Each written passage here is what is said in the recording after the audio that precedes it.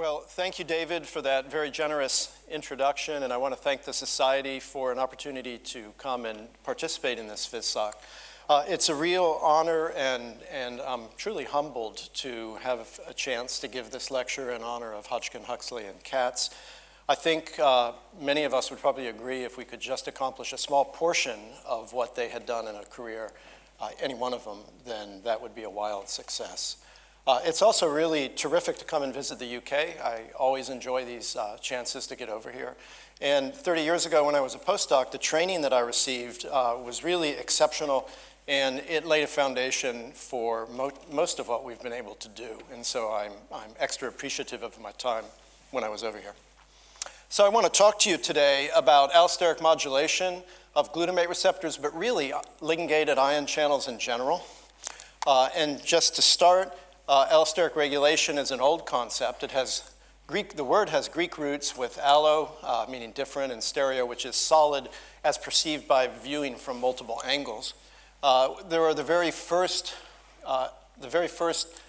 evidence for allosteric regulation in the literature, in the biological literature, was over 100 years ago with oxygen and CO2 changing each other's affinity to hemoglobin, so-called Bohr effect.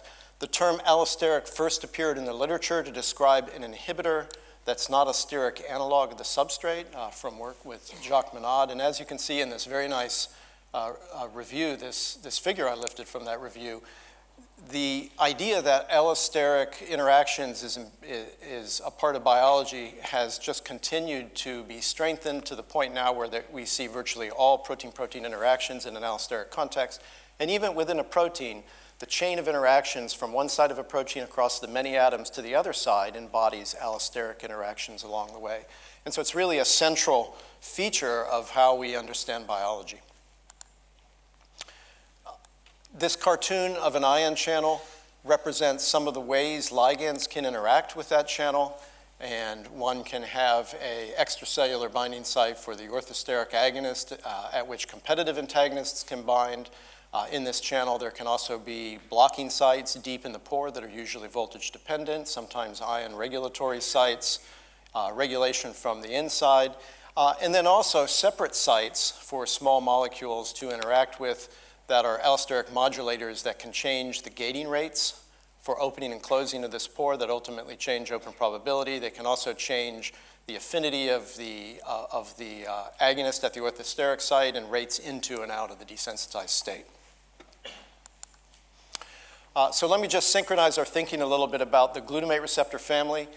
This is a class of ligand-gated cation selective channels. They can be divided by pharmacology and structure into 3 different classes, AMPA, kainate, and NMDA. I'm going to talk to you today primarily about NMDA, but I still want to emphasize in the audience you should really think about your favorite ligand-gated channel or channel that impacts the biology that you're focused on. Because the ideas we talk about today, I think, are broad and can translate across different boundaries. The NMDA receptors are best known for their role in synapses and in particular synaptic plasticity, as well as having been discussed for many decades in the context of neurological disease. And I've just shown a cartoon here to represent what one might see at the synapse if during the release of glutamate.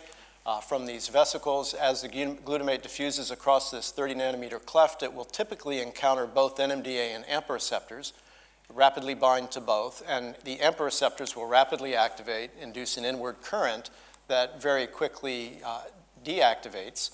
And typically you see very little NMDA response under normal conditions, but if magnesium were reduced experimentally or the neuron were depolarized by the input of, for example, a train of synaptic stimuli, you would relieve a voltage-dependent magnesium block, and this NMDA current, slowly rising, slowly decaying, would be revealed, which mediates calcium permeability. These receptors are tetrameric assemblies of 2 GluN1 and 2 GluN2 subunits. GluN1 binds to the coagonist glycine. GluN2 binds to the synaptically released neurotransmitter glutamate. And I've shown here a ribbon structure from Caracas and Furukawa of a GluN1, GluN2B NMDA channel, and then color-coded one of the 4 subunits and pulled that subunit out as a cartoon to the right so you can appreciate these different domains. This is a receptor that's made out of many semi-autonomous domains connected by flexible linkers, one of which is the agonist binding domain, a bilobed clamshell type structure that closes around the agonist and transmits those changes down to the pore. This pore-forming element of 3 transmembrane helices and a reentrant loop is configured like an inverted potassium channel. And then there is this distal regulatory domain, again a bilobed structure that binds to endogenous modulators. Now there are 4 of these GluN2 subunits, four separate genes encoding that. And so if we combine GluN1 and the 4 GluN2s, we can make 10 different receptors, all of which have unique functional properties. I'm just going to talk today about these 4 here with 2 copies of 2A, 2B, 2C, or 2D. And so later in the talk, you'll see me talk about 2A, B, C, or D receptors. I'm just referring to this subgroup. So what I want to do in this talk is break this into 2 parts. That's a little bit of background information about glutamate and allosteric. And in the first part, going forward, I'd like to talk about how we imagine allosteric regulation to occur at this particular channel and channels in general. And I want to highlight some sites at which allosteric modulators could work and give you our hypothesis about how we think they work. And in the second half, I want to describe a novel modulator that we haven't presented before, nor have we published, so it's new data. You're hearing it for the first time. And it's a compound that has really unique properties that I think change the way we view how to regulate receptors. So those are the two components moving forward. So this is a model that we drew in the year 2000 before we really had a good image of what the receptor looks like. We knew that there was this bilobed clamshell domain, but we didn't know much else about structure. We also knew from single-channel records, if we analyzed open and shut times, we could find many different kinetically distinct shut times in records with just one channel. And so we knew there had to be multiple conformational changes between agonist binding and channel opening. And so we conceptualized a model like this, where ligand would bind into these clamshells, and then some kind of machinery must operate with each subunit. And here we've shown this clumsy latch being undone. And when all 4 of those transformations have taken place, agonist-induced, the central pore would open. And the nice thing about this conceptual model is it allows one to think specifically about the apparently random behavior of this single channel. For example, if one looks at these brief flickers, they would simply be understood as a momentary collapse of the pore without reversal of the gating step and then a reopening. Likewise, one could take different kinetically distinct components, a brief component, a longer component, and could postulate that these also involve collapse of the pore, but now reversal of a gating step and then retraversal of that gating step and reopening. And so you can begin to think about this complicated record in the context of very specific protein motions. When we think about allosteric regulation, this gating machinery would be a prime candidate substrate for an allosteric modulator to act on, because it controls the opening of the pore in an all or none fashion. And so we tended to think binding of a small molecule in some way changed the rates for latching and unlatching of this step, whatever that step would be in the context of a protein conformational change. Well, 10 years after we were drawing models like that and trying to think through specific conformational changes of a protein that would lead to the single channel records for this ion channel, we got our first picture of a glutamate receptor. This is a landmark study from Sasha Sobolewski and Eric Guo, published in 2009. And our attention in this structure was immediately drawn to one figure, and in particular, what were referred to as these 4 pre-M1 cuff helices. And these are these small 2-turn helices, 6 residues, parallel to the plasma membrane in van der Waals contact with a large transmembrane M3 helix that's highly conserved and forms the helical bundle crossing that is the gate and includes the ion conduction pore. And in this representation, just 2 of the 4 subunits are shown to illustrate that, but of course there's 4 of these all in this plane. And it's a feature so far of all of the crystal structures that have been published for different glutamate receptor members. That two-turn helix is in a perfect position, connected to the lower jaw of the clamshell, which we know moves up and binds around the neurotransmitter glutamate and gluN2 and glycine and gluN1. It's in contact with what we know to be the gate, and it's 5 angstroms away from this pre-M4 region, which we also know from a variety of studies is important in gating. So our attention was drawn to that region in 2009, and we continue to focus a lot on that region, but now for a different reason.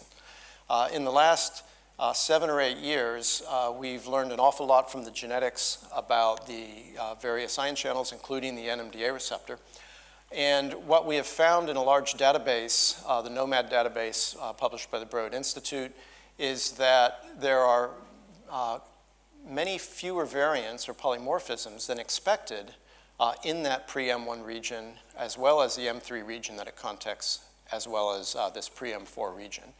And this is just an average sliding window of the observed or the expected ratio developed by Slavoj Petrovsky.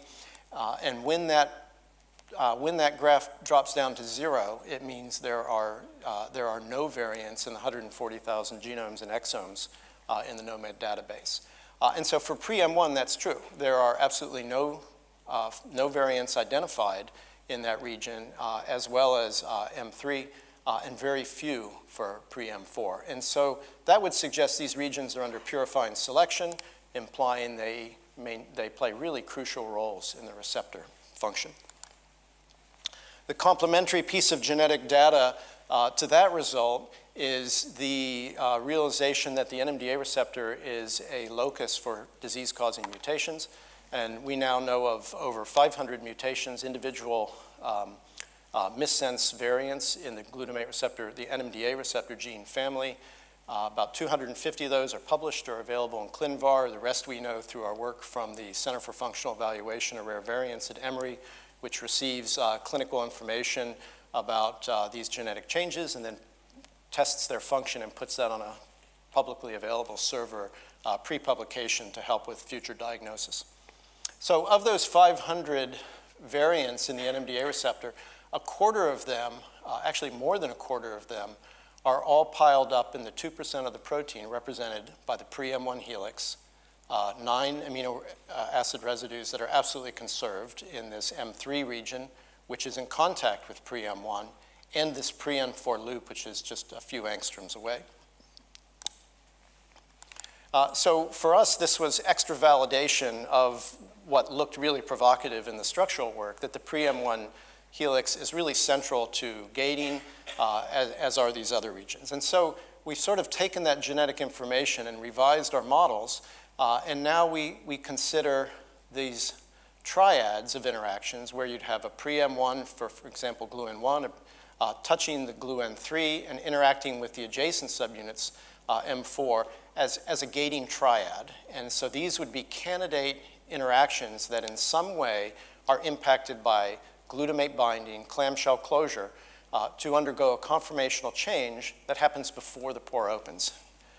And the idea would be that all 4 of these conformational chains need to happen for an Nmda receptor to open. So we can now go back to that cartoon from 2000, and we can update that cartoon. For example, we know that the agonist binding domains form these dimers between gluN1 and gluN2, and we can replace our pore with a real representation of the pore and postulate that those latches may be these gating triads that are directly connected to these clamshells that close. So this is a molecular dynamics simulation I wanted to show you only to highlight this pre-M1 region and just let you appreciate how it forms a ring around these 4 helices that occlude the pore. And this is really, we think, a key feature of how these receptors operate. Now, in 2007, we wanted to begin to develop subunit selective Nmda receptor modulators.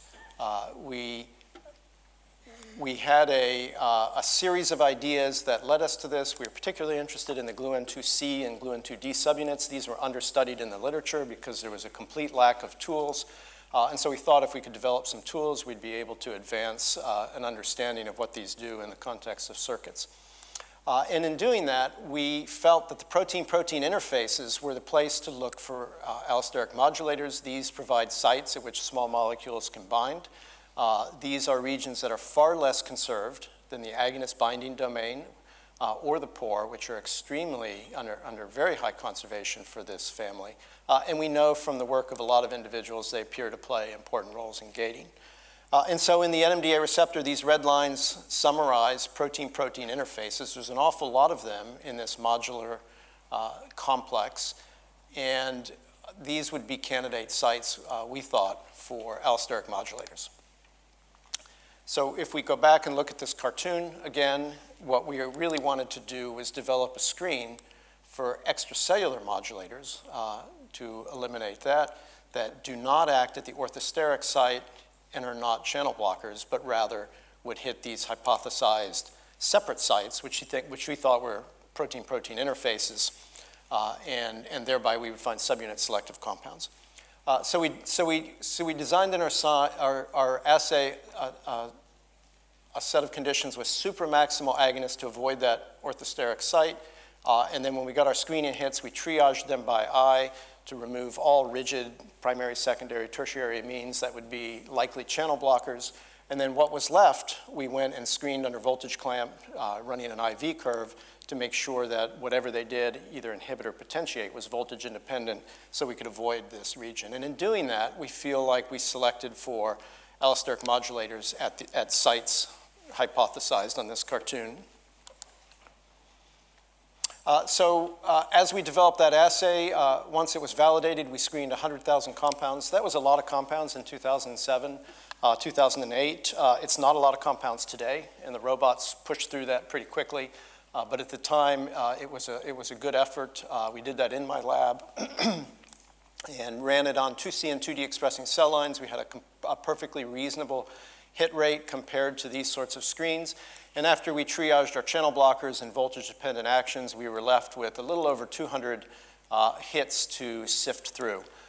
We then began to meet with a longtime collaborator, Dennis Leota, in the chemistry department, who helped us to subdivide these 200 compounds into like groups, helped us prioritize which ones to work on first. And over the last decade, Dennis's group has synthesized about 700 compounds across these different, 1,700 compounds across these different classes.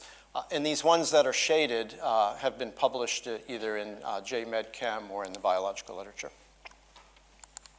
So that effort led to the discovery of a lot of new subunit selective agents, some of the very first 2C selective agents, the first 2C/D selective inhibitors and potentiators, which really allowed one to go into tissue, into slices, and begin to ask questions about what those subunits actually do. And as we worked on mechanism and site of action, we became aware that almost all of those compounds that we had discovered had structural determinants in this region between the ligand binding domain and the pore. In fact, very close to that pre-M1 helix. And so that's why I've spent so much time at the outset explaining what we thought that pre-M1 helix would do. We also found this one very interesting compound series that binds between the amino-terminal domain and the agonist binding domain. It's absolutely 2C selective, and it senses the subunit stoichiometry at that site. Those experiments outlining the structural determinants were done in 2011 and 2013, and so we knew that both inhibitors and potentiators hit that site. We've been collaborating with crystallography group. We don't have any electron density in that region for either crystal structures or cryo-EM, but we continue to work with them. And in lieu of that, we began a number of docking studies, and here are just a couple of unpublished enantiomers docking, one at GluN1 and the other at a GluN2 subunit. So we had a good feeling for this as a novel pocket, and we also knew from this large list of very different structures that whatever pocket was here seemed to be able to accommodate a lot of different scaffolds.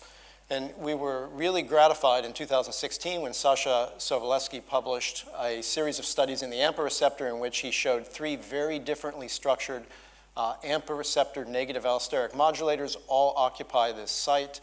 These structures look nothing like each other, yet all of them seem to occupy this space touching that pre-M1 helix. And so we felt we were on the right track when we saw that data from the AMPA receptor.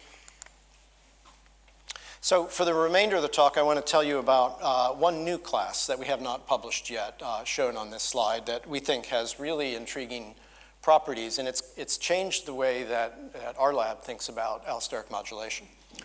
So this class, 1622-1, had a single hit in it. We didn't find anything else in our library that looked like that structure. It was a modulator of open probability. These are oocyte voltage clamp recordings in response to maximal glutamate and glycine, and as we increase the concentration of this compound, we see potentiation of B, C, and D.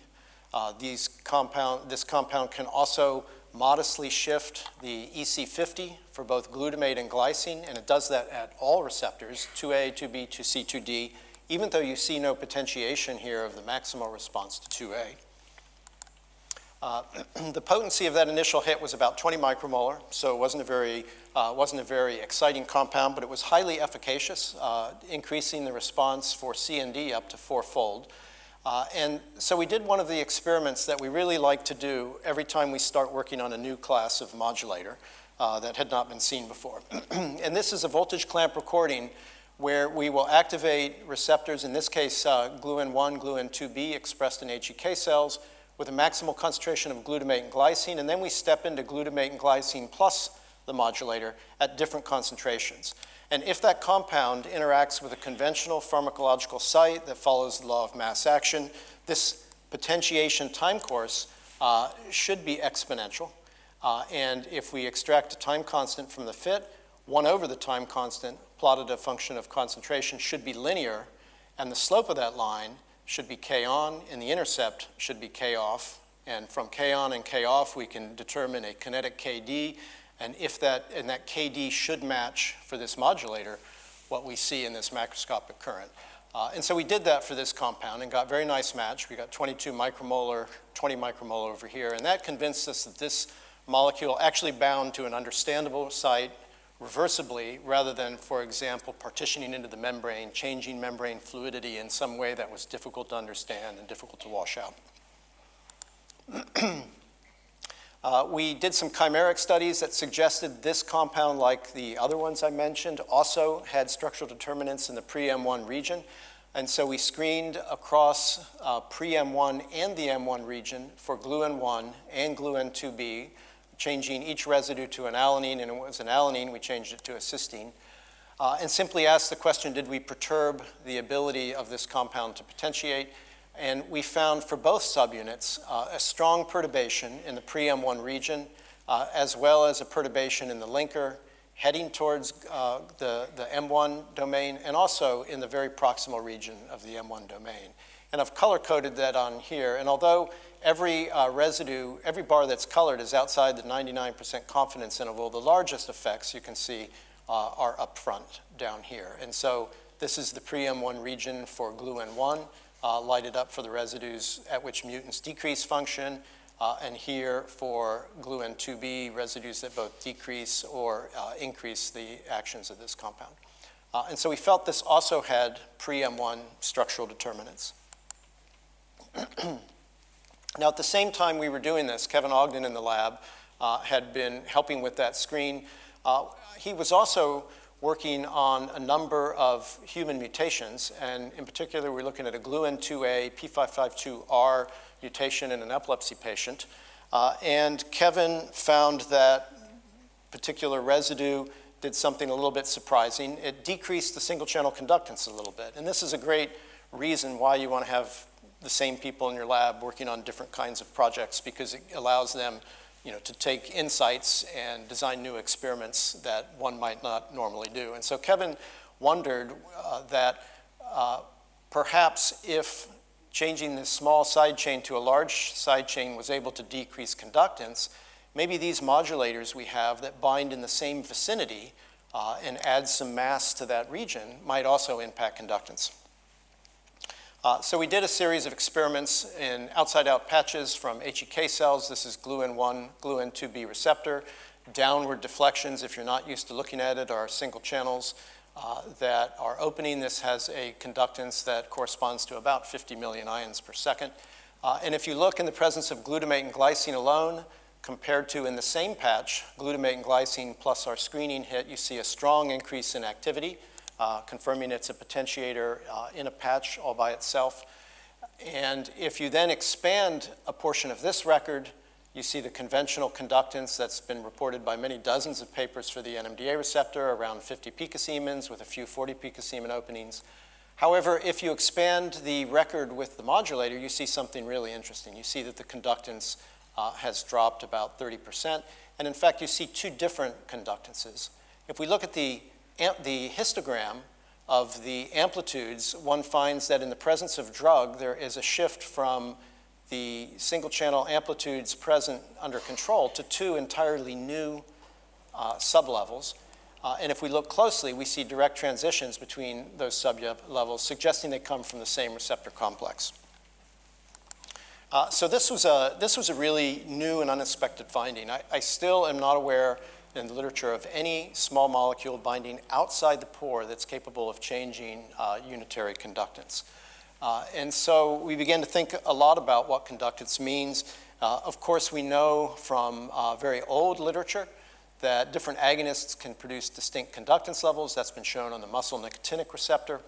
We also know from work from a variety of laboratories and some of our own work that the relative proportion of subconductance levels known for the AMPA receptor can be sensitive to different agonists. And the AMPA receptor opens very differently from the NMDA, whereas NMDA requires all four subunits to bind ligand and then opens in an all or none fashion. The AMPA receptor seems to ratchet open as each individual subunit binds. You can have opening of the pore in an incremental fashion so that you see four conductance levels that correspond to 1, 2, 3, or 4 of the subunits that have bound. And so partial agonists push you down towards fewer subunits active, and full agonists push you towards more. And so we can see the conductance levels shift in the relative proportion between these four levels. But in no case has anyone ever shown that a compound can produce new conductance levels, and let alone an allosteric modulator. So we became more and more interested in this series, and we developed a structure-activity relationship around it in collaboration with our chemists. We evaluated about 110 analogs, 80 of which were newly synthesized novel compounds, not in the patent literature, not in the academic literature, and of course not commercially available. And we found about 37 of those were active. And so I've just sorted their EC50 of those 37 compounds and compared those to our initial screening hit. And so about half of the active compounds were less potent, about half were more potent. The most effective compound increased the potency a little more than 10-fold. And so we had some better compounds to look at than that screening hit. We chose this compound 1622-14, which falls right there, not because it was most potent, but it had a couple of other very nice properties. It was highly efficacious. It was able to potentiate C and D 10-fold or more. It was highly soluble. And it was perhaps 2-fold more potent than the initial screening hit, and it was easy to synthesize. And so we were able to get a lot of this, and we then proceeded to repeat the experiments with our screening hit with this second analog, and it has all of the same effects. It potentiates B, C, and D, but not A. It increases agonist potency for all of the receptors, including A, and then it prolongs the deactivation time course. And the deactivation time course we tend to think sets the time course of a synapse. So this is an experiment showing that deactivation. Here's a brief pulse of glutamate activating a control response to that amplitude, and after we pull the glutamate away in 2 or 3 milliseconds, that response relaxes back as the channels close and agonist unbinds. If we repeat that experiment in the presence of the potentiator, we see the peak response doubles, and if we normalize the time course, we see this very strong prolongation of the deactivation. And if we do that experiment, if we now put that compound on a slice, which I'm not going to show you, we see the EPSC, the NMDA component of the excitatory postsynaptic current also is prolonged. That prolongation occurs across all of the NMDA subunits, A, B, C, or D, so this doesn't really show strong subunit selectivity, although the effects surprisingly are very strong for 2A, pretty strong for 2B and C, and less strong for D. Now we also wanted to look at the conductance effects of 1622.14, but rather than do a very tedious experiment pulling patches on every single subunit combination, A, B, C, or D, we used a shortcut in the literature, which is we relied on a very old method called fluctuation analysis or noise analysis, first described by Bernard Katz in 1972, in which the variance or fluctuation around a macroscopic current can be described by the unitary current as well as the macroscopic current in the number of channels. So here's an example of that experiment. We slowly wash on glutamate and slowly wash off glutamate. We have this very nice slowly rising and falling current. If we isolate the fluctuations through a high-pass filter, you can see the noise slowly crescendos and then diminishes. And if we break that, for example, into 100 sections and determine the variance for each section and plot that as a function of the mean, we'll get a parabola that we can fit to this equation and extract out a measure of the unitary current.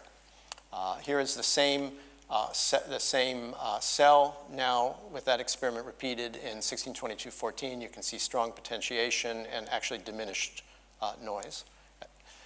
What we found for 1622.14 is that the conductance, just like our screening hit, was reduced for 2B and also for 2A, 2C, and 2D, almost twofold. And so this seemed to be a feature of this entire class we were working on. So at this point, we were pretty excited. We had a whole series of compounds that changed conductance. It seemed to be an entirely new form of modulation that does not exist in the literature. People haven't even speculated about it in the literature. And so we began to think a little bit more seriously in a biophysical context about what a change of conductance could mean. And the conductance is controlled by many things, but among them, central in the control is the pore diameter, the partial charge on all the atoms that line the pore, which create electric field effects, something that's rarely talked about, but critically important, the dielectric constant of the space in here, which we really don't know what it is. We know it's 80 in water, but we have no idea what it is in a tube that does not have an infinite hydrogen-bonded reservoir of water, as well as the dehydration energy of the ions that have to shed their water shell before they enter the pore. Because that dehydration also involves initial contact with the protein and the stealing of water coordination by the electron pairs of carbonyl oxygens. So we know that the sodium and calcium have a different relative permeability through the pore. In fact, the pore likes calcium a lot more than sodium, somewhere between 4 and 6 times more than sodium. And although sodium carries 88% of the current, that's just because it exists 100-fold higher concentration than calcium. So we know the pore can understand the difference. And we know these two ions are different in every respect. They have a different atomic mass, a different valence, which means they have a different surface-to-charge ratio, they have different atomic radii, and they have very different dehydration energies. Now, I'm lucky enough to be able to cycle into work every day. I have about a 30-minute ride. Atlanta is one of the most heavily forested cities major cities in the US.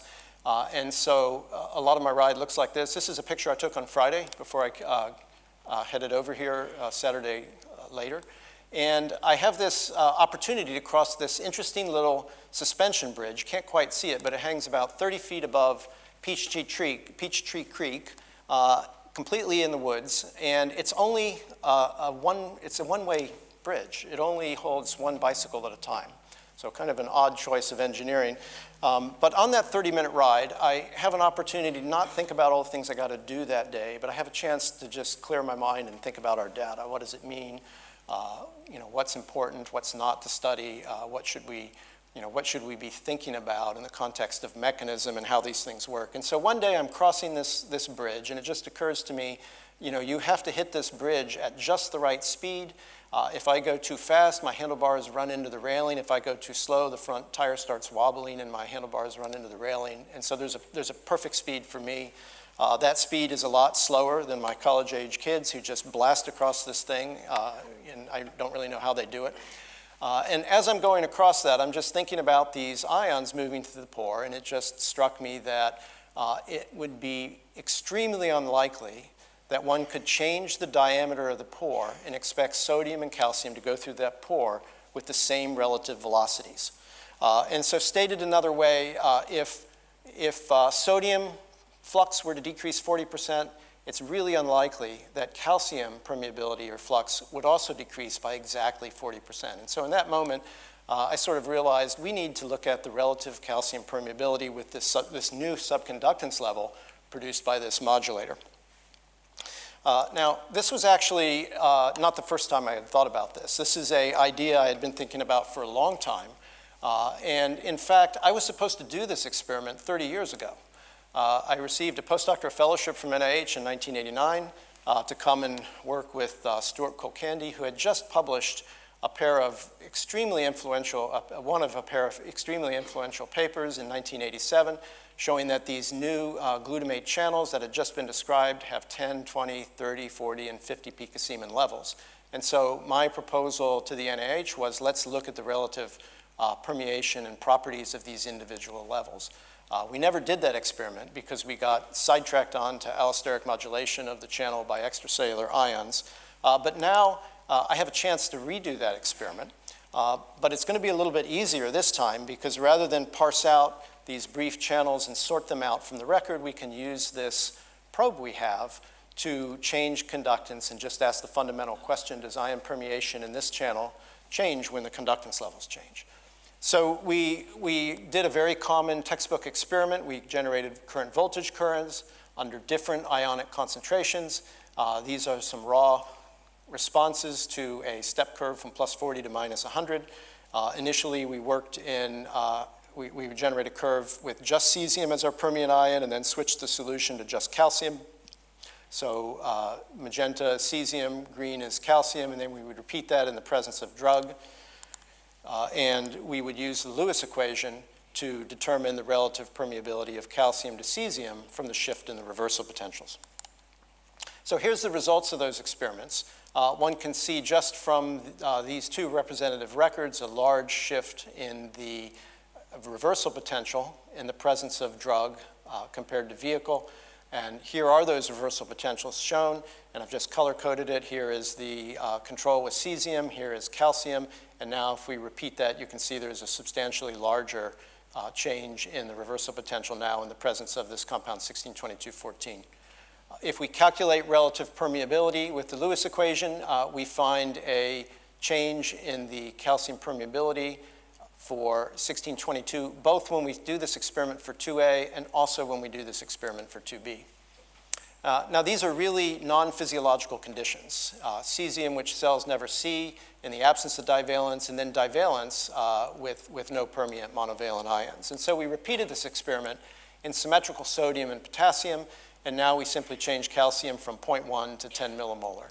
Not physiological, but at least we now have the correct permeant monovalent ions in the solution. And when we do this, we find exactly the same result. We find a reduction in the permeability for calcium in the presence of drug, both for 2A receptors and 2B receptors. So at this point, we were pretty excited.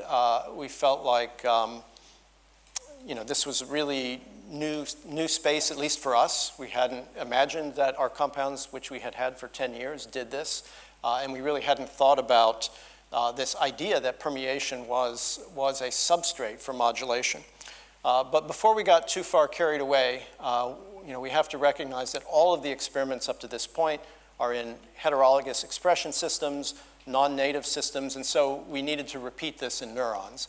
And so here are some recordings of outside-out patches from cultured neurons. And basically, we found exactly the same effect. We have an increase in open probability, and if we expand control records, we see conventional NMDA channels. If we expand records in the presence of drug, we again see two sublevels.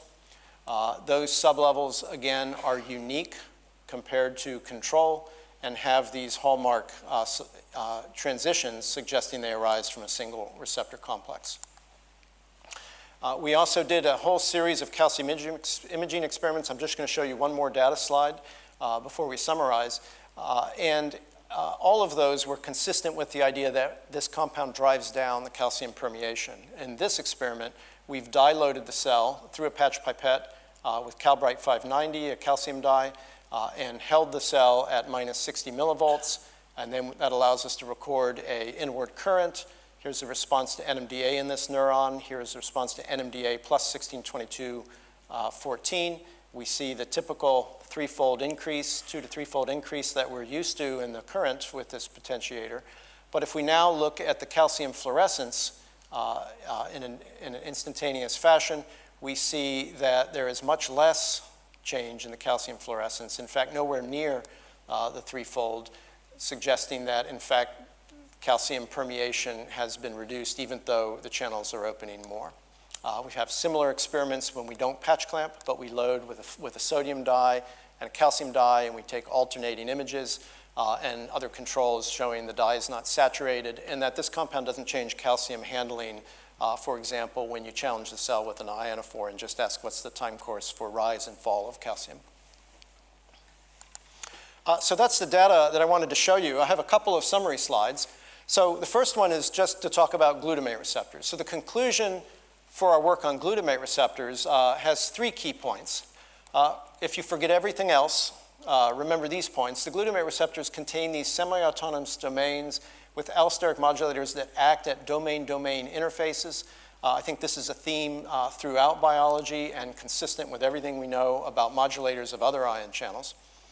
This pre-M1 region that holds this gating triad, which has extremely strong genetic evidence as a key feature of gating, is in a position in the structure that's easy to imagine and has a lot of electrophysiology data from multiple labs that I haven't talked about, all supporting its role in gating. Also accommodates modulators with very distinct scaffolds. And these modulators are able to alter the agonist potency, the deactivation time course, open probability, and the conductance and permeation, relative permeation of the ions. And in the context of NMDA receptor modulators and therapeutics, this ability to reduce calcium permeability has a couple of immediate ideas that it suggests. One would be if you could drive down the calcium permeability of a potentiator like this compound 1622-14, you may have an effective therapeutic that has a reduced risk of excitotoxic damage. And every pharmaceutical firm I've spoken with all share the appropriate caution that potentiating NMDA receptor is really risky. The last thing you want to do is precipitate neuronal death in key regions in the brain. Similarly, NMDA antagonists are clearly effective neuroprotectants in many hundreds of papers in animal models, but they are fraught with a large number of potential side effects that have limited their development. If one could develop inhibitors, for example, that only block the receptor 20 or 30%, you may be able to circumvent some of those negative side effects. And if one could then tune up this reduction in the calcium influx, you may have a very well-tolerated neuroprotectant that, for example, an elderly population who's had one stroke and is at very high risk of a second stroke could take as a prophylactic compound without suffering many of the consequences that we know current antagonists would generate. But if we think a little bit more broadly, there are several, I think, important implications for ion channel biology. And I think this first one is absolutely critical. This expands the substrates on which bias modulators could operate to now include not just gating, affinity, and desensitization, but ion permeation. And I would go further to make a prediction that many of the drug discovery programs that have run and screened millions of compounds on the NMDA receptors have probably identified pore modulators, and those compounds are probably sitting on the shelf of the pharmaceutical firms. They were probably compounds that showed low potency. They may have been in the 10 micromolar range, 20 micromolar range, or they may have shown maybe 20 or 30% inhibition or 20 or 30% potentiation because the potentiation might have been blunted by the reduction of conductance. And for whatever reason, those modest phenotypes never made it for further examination. In addition, from a lot of conversations with many colleagues in industry, it is extremely rare for them to dive into the biophysics of what their compounds do. And there just simply isn't the time and until now, no reason to think that they should go off and measure single-channel conductance for the compounds they're considering as new classes to develop for therapeutics. And so I think this could be an opportunity to rethink properties of compounds and begin to ask questions about what one could do therapeutically if you could begin to change ion permeation as well as open probability. And then lastly, I think in the spirit of Hodgkin, Huxley, and Katz, there is a really important implication for this in the context of ion channel biophysics. And that is really, we have a new probe to think about how the pores work. These compounds bind somewhere outside the pore, but change the pore. And so they provide an opportunity to learn about that pore when we understand the mechanisms of how the protein responds to that perturbation. And I think there is a lot to be gained from that, and it's a different experiment than simply mutating, for example, a residue in the pore and asking how does it change ion conduction. Because when you change things outside the pore and in these gating regions, you're likely to uncover new motions that control the shape, the whole shape of the channel.